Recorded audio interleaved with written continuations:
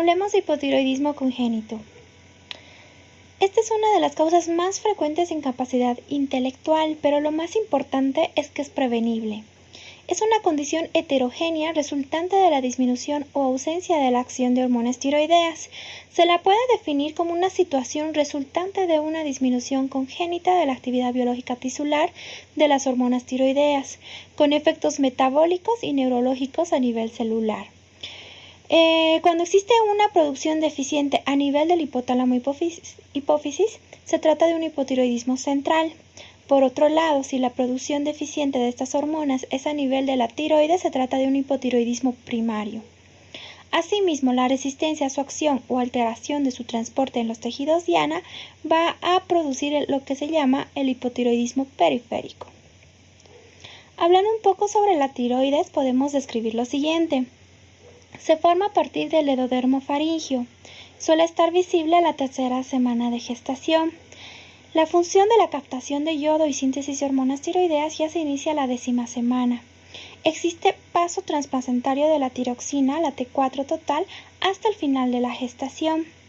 Y se dice que en el momento del parto, al ser expuesto el neonato a un ambiente frío, existe liberación de la tirotropina, aproximadamente a los 30 minutos, con un valor de 160 miliunidades litro aproximadamente. Existe además un aumento de la T4 y de la triiodotironina total, y la tirotropina suele disminuirse a las 48 horas después del nacimiento. Alcanza niveles infantiles menos de 10 miliunidades litro hasta el 5º día. Respecto a las funciones de las hormonas tiroideas, podemos ver en la siguiente gráfica que antes del nacimiento intervienen las hormonas tiroideas en la maduración tanto del cerebro como la maduración ósea. Ya después del nacimiento, aparte de intervenir en estas funciones, intervienen el crecimiento, la termogénesis, la contractilidad miocárdica, maduración hepática y de la piel. Por tanto, podemos decir que las funciones de la glándula tiroides se sintetizan en lo siguiente: interviene en el metabolismo generando energía, interviene en el control de temperatura corporal, en el crecimiento y desarrollo óseo y, lo más importante, en la maduración del sistema nervioso central. En esta gráfica podemos ver que existen 3 fases de acuerdo a la producción de las hormonas tiroideas. La primera fase corresponde de las 0 a 12 semanas, donde intervienen solo hormonas tiroideas maternas. Ya la fase 2 es de las 12 semanas hasta la edad en término, donde ya empieza a producir el mismo feto las hormonas tiroideas y conjuntamente con las hormonas tiroideas maternas va a intervenir en lo que es el desarrollo neurológico hasta el nacimiento. Ya a partir del nacimiento hasta el año de edad, en la fase 3, todo el neurodesarrollo está relacionado con la producción de las hormonas tiroideas neonatales. Ahora bien, existen etapas en relación al desarrollo neurológico. La primera etapa es la neurogénesis cerebral y migración, que corresponde tanto a la fase 1 como a la fase 2 y se presenta de las 5 a las 24 semanas. La segunda etapa es la diferenciación neuronal, crecimiento axonal, ortogénesis dendrítica y génesis de sinapsis, la neurogénesis cerebelar, la gliogénesis, y todo esto está relacionado desde la fase 2 hasta la fase 3. La tercera etapa corresponde a la mielogénesis, que se presenta desde el nacimiento hasta los 2 años de edad. Ahora bien, respecto a la epidemiología, podemos decir que es un desorden endocrino congénito más frecuente. Antes de la pesquisa neonatal tenía una incidencia de 1 a 7.000 nacidos vivos. Después de la pesquisa neonatal, este valor fue disminuyendo. Está alrededor de 3.000 a 4.000 nacidos vivos. En Estados Unidos se reporta una relación de 1 por cada 2.500 nacidos vivos y la prevalencia en Bolivia es de 1 por cada 2.200 nacidos vivos. La relación suele ser más frecuente en la mujer con relación al hombre, 2 a 1. Es más frecuente en el recién nacido de bajo peso, menos de 2 kilogramos, o más de 4.5 kilogramos. Suele ser frecuente en habitantes de las islas del Pacífico y asiáticos, hispanos y nativos americanos. Respecto a la etiología, podemos dividirlo en el hipotiroidismo congénito primario de causas permanentes o transitorias. Las más frecuentes son las permanentes en un 90% y comprende las disgenesias como la localización ectópica de la glándula, la aplasia, hipoplasia, hemiagenesia. Entre otras cosas están las dishormonogénesis en un 10 al 15%. Estas incluyen alteraciones como ser la insensibilidad a la TSH, defectos en la captación y transporte de yodo, defectos en la organificación de yodo, defectos en la síntesis de la tiroglobulina, defectos en la desyodación. Respecto a las causas transitorias, que es lo menos frecuente, en un 10%, tenemos las iatrogénicas, las por déficit de yodo, las inmunológicas y las relacionadas con los genes. Como podemos ver acá, se mencionan varias de las causas de un hipotiroidismo congénito permanente. Como pueden ver aquí, la disgenesis puede estar relacionada, como habíamos mencionado, con aplasia o hipoplasia, o también con resistencia a la tirotropina, y podemos ver los genes que están involucrados y cómo de alguna otra forma comprometen el funcionamiento y cuáles son los desórdenes que se van a encontrar asociados dependiendo del tipo de gen comprometido. Entonces, todas estas son las causas, sus relaciones genéticas, cómo funciona la alteración en dicho gen y cómo se manifiesta. Como habíamos mencionado, el hipotiroidismo congénito puede ser hipotalámico hipoficiario o puede ser periférico. El hipotalámico hipoficiario, lo que habíamos mencionado, puede ser permanente o transitorio. Y pues en el permanente existe un déficit de la TRH o de la TSH o estar asociado a un panhipopituitarismo. En el transitorio, pues esto suele ser frecuente en el recién nacido prematuro o en el recién nacido hijo de madre hipertiroidea. Respecto al hipotiroidismo congénito periférico, está asociado con el síndrome de resistencia a las hormonas o un defecto en el transporte celular de las hormonas tiroideas o defecto en su metabolismo.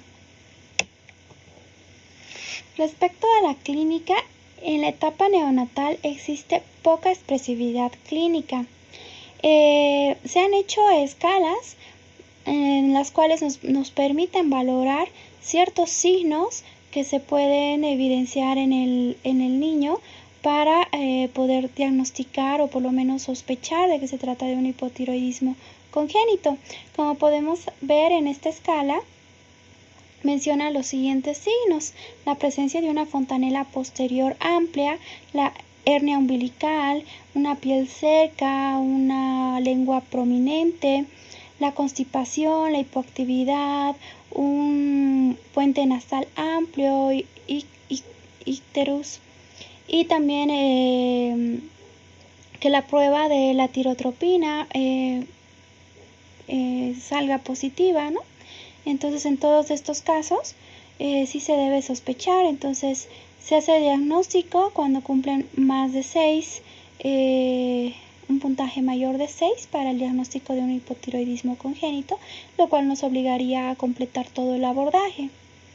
Aquí está el índice de hipotiroidismo neonatal, donde menciona la hernia umbilical, problemas alimentarios, la hipotonía, el estreñimiento, la macroglosia, inactividad, el moteado cutáneo, piel seca, fontanela posterior y una fascia típica. De acuerdo a este índice de hipotiroidismo neonatal, se hace diagnóstico con un puntaje mayor a 7. Es sospechoso cuando reunimos un puntaje de 4 a 7. Ahora bien, en el lactante y escolar existen ciertos datos que nos van a ayudar a sospechar de un hipotiroidismo congénito, principalmente a nivel del retraso del crecimiento y desarrollo y retraso mental. Entonces, respecto al retraso del crecimiento y desarrollo, podemos encontrar un niño con talla baja, retraso en la maduración ósea, retraso en la dentición. Respecto al retraso mental, pues puede haber oligofrenia, trastornos del aprendizaje, somnolencia, retraso de adquisiciones psicomotoras, hipotonía muscular generalizada, crisis convulsivas, la paraparesia espástica, hiperreflexia tendinosa, temblor e incoordinación motora. Entonces, al examen físico lo que vamos a ver es un niño que está apático, hipoactivo, tiene esta fascia típica como se puede ver en la fotografía. El cabello suele estar seco, el abdomen suele ser prominente y se puede valorar la presencia de una hernia umbilical. Puede existir también cifosis dorsal, manos anchas, llanto o respiración ruidosa. Puede existir también bradicardia, dificultad para respirar, el estreñimiento, la presencia de un bocio y la piel seca, fría y gruesa que se lo conoce como una cutis marmorata. Como habíamos mencionado, puede haber ausencia de los núcleos de crecimiento en las epífisis. Esto se debe buscar a nivel femoral distal y tibial proximal, y también ausencia de núcleos en el carpo. El diagnóstico es básicamente importante en la clínica y pues las pruebas bioquímicas, donde se debe pedir un perfil tiroideo que incluye TSH, T4 total, T4 libre y también la T3. Una vez elaborado estos exámenes, también se puede pedir una ecografía tiroidea y una gammagrafía tiroidea. Ahora bien, la prevención del cretinismo y desarrollo neurológico óptimo pueden ser alcanzados en infantes por la introducción temprana de la hormona. Esto es muy importante. En ese sentido es que se debe iniciar la pesquisa neonatal, que es una forma de cuidado preventivo de la salud de los bebés y se realiza en los primeros días de vida para revelar si son propensos a tener un trastorno cuyos síntomas son inaparentes. Los criterios que debe cumplir una enfermedad para su pesquisa neonatal obligatoria son los siguientes. Primero, que debe producir secuelas graves en su evolución, debe haber un curso natural de la enfermedad bien caracterizado, obtención de óptimo resultado y tratamiento precoz, alta incidencia de presentación, método de pesquisa accesible y confiable y una relación costo-beneficio aceptable. En ese sentido es que el tamizaje para detectar el hipotiroidismo cumple todos estos criterios y por eso es que se ha implementado a nivel nacional e internacional esta medida. Los términos pesquisa y diagnóstico implican conceptos totalmente distintos. Pesquisa es la detección en una población de individuos probablemente sanos de individuos probablemente enfermos. Por otro lado, el diagnóstico es la detección en una población de individuos probablemente sanos de individuos probablemente enfermos. Como pueden ver aquí en la pesquisa neonatal, debemos valorar los valores de TSH. Por lo general, existe un pico de la TSH tras el nacimiento. En niños prematuros, este pico suele estar disminuido. Y si se observan en todas las imágenes comparando la T4 con la T3 y la T3 reverso, pues los valores de estas hormonas en los prematuros suele ser mucho menor que de los niños que nacen a término. Ahora bien, se implementó esto del tamiz neonatal, que consiste en realizar la punción a nivel del talón del pie del niño y cada gotita se va aplicando en este tipo de papel especializado, donde va a detectar los valores de TSH, ¿no? Entonces, cuando estos valores están elevados, están incrementados, pues nosotros sospechamos realmente que se trata de un hipotiroidismo congénito y debemos completar el abordaje, es decir, pedir todo el perfil tiroideo, valorar si requiere un ultrasonido de la tiroides y un gammagrama. Entonces, en esta gráfica, en este algoritmo, podemos seguir los pasos, ¿no?, de lo que se debe hacer ante la sospecha. Entonces, como pueden ver, aquí la T4 libre y el TSH en suero deben ser solicitados ante la sospecha. Y si este T4 libre está bajo, al igual que la TSH, vamos a sospechar de un hipotiroidismo hipotálamo-hipoficiario. Para eso se hará el test de la TRH. Si este sale positivo, nos dará un hipotiroidismo terciario, y si sale negativo, un hipotiroidismo secundario. Ahora bien, si la TSH está más bien elevada con una T4 libre baja, hablamos de un hipotiroidismo primario. Deberemos solicitar una gammagrafía, ecografía, para ver si se trata de agenesia, descartar que es también se trata de tejido ectópico o alteraciones en el propio tejido tiroideo, como ser la hipoplasia. Se debe también descartar la insensibilidad a la TSH y pues si este tejido es normal también deberemos pedir anticuerpos antitiroideos. Si estos salen positivos sospecharemos de una tiroiditis. Si salen negativos estaremos entre el diagnóstico de una dishormonogénesis o una iatrogenia por déficit de yodo, lo cual tendremos que complementar más estudios. Asimismo, si la T4 libre está alta y la TSH está normal, pues sospecharemos alteraciones genéticas o efectos sistémicos de hormonas tiroideas, ya sea endógenas o exógenas. También esto nos ayudará a sospechar si se trata de un síndrome de resistencia a las hormonas tiroideas. ¿Cuáles son los fundamentos de dar tratamiento? Pues iniciar un tratamiento precoz, administrar una dosis inicial adecuada en el recién nacido, de tal forma que podamos conseguir un equilibrio terapéutico.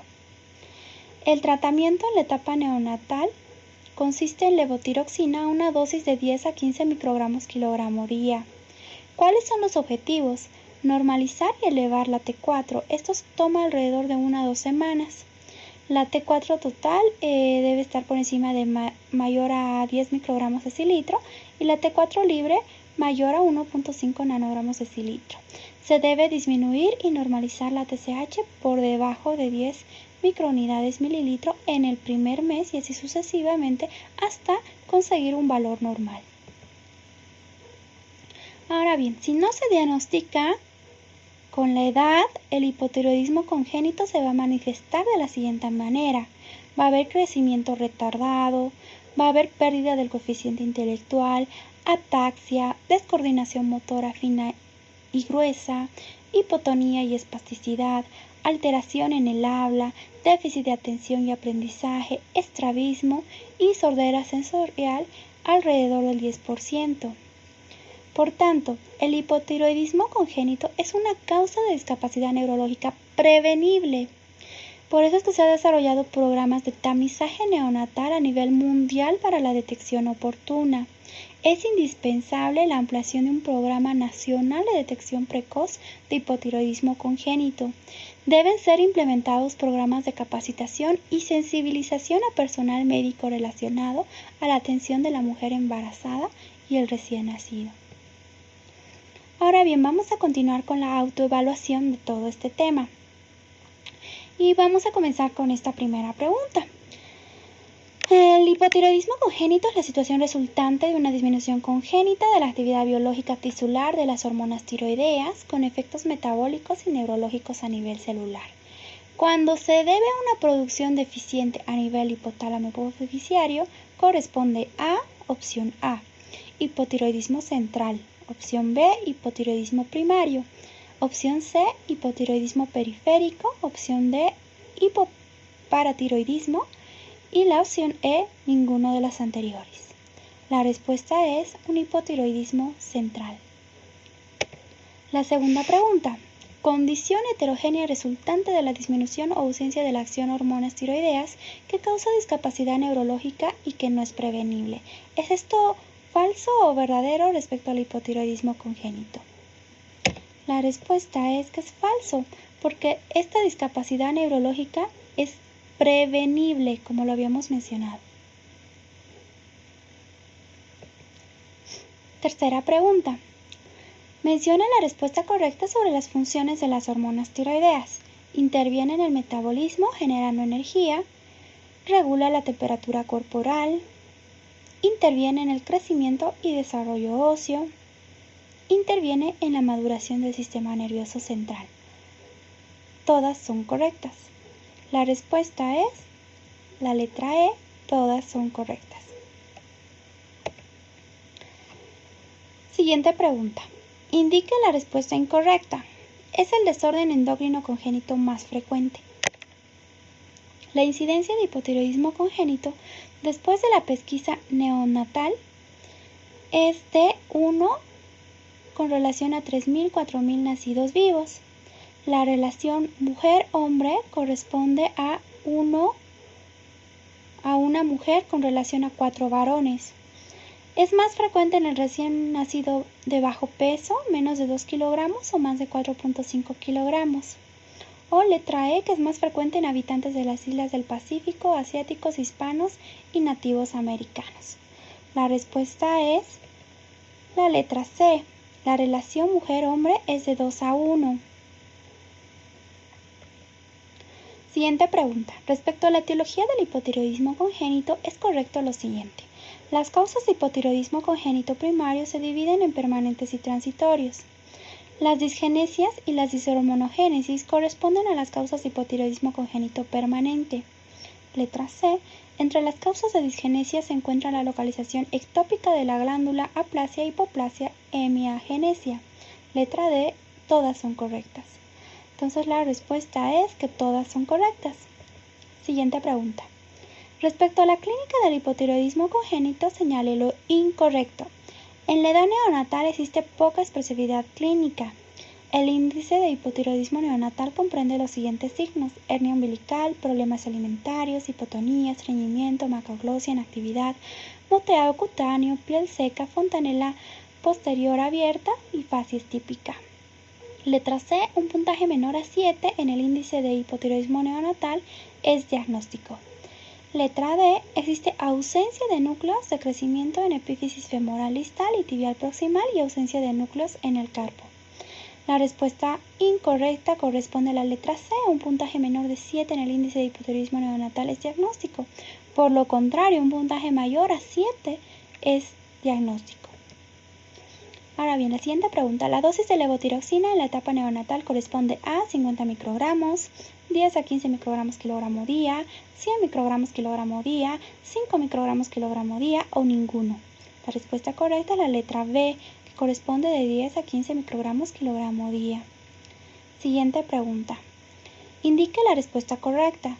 La pesquisa es la detección en una población de individuos probablemente sanos e individuos probablemente enfermos.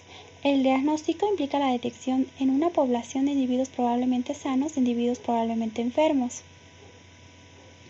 La prevención del cretinismo y desarrollo neurológico óptimo pueden ser alcanzados en infantes por la introducción temprana de la hormona. Letra D, todas son correctas.